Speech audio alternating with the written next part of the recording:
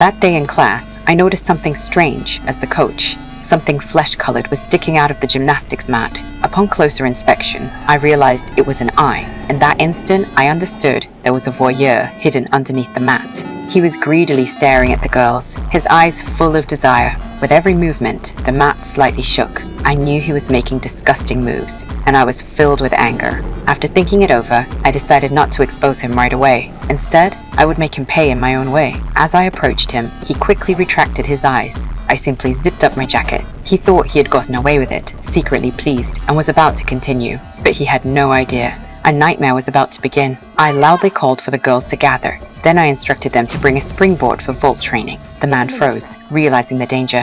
He was hiding behind the mat, with no way to escape. He desperately tried to unzip his jacket, but the first girl was already running toward the springboard. Thankfully, her performance wasn't perfect, which allowed the pervert to narrowly avoid getting caught. I felt disappointed and walked over to encourage the girls to try again. Then I saw the mat shaking violently and silently smirked. I'm gonna have a go. The man tensed up, desperately trying to unzip his jacket, but failed. Without giving him a chance to react, I stepped forward and demonstrated the move. I ran, leapt, and landed my feet squarely on his chest. The man let out a painful scream. To drown out his cries, I quickly turned up the volume on the Bluetooth speakers. The loud music energized the girls, and the scene became more intense. Meanwhile, the pervert kept struggling, trying to escape. But no matter how hard he tried, the zipper was stuck. The girls continued their performance. The first student crushed his knee with perfect precision. Then, one after another, the other girls took their turn, stomping on his body. He tried to use his hands to block, but it was useless. With each blow, blood trickled from the corners of his mouth. And this was just the beginning. As the training went on, I urged the girls to speed up, with every jump landing perfectly.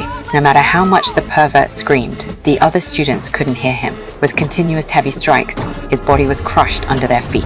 After hours of training, it finally ended when a girl in black landed flawlessly.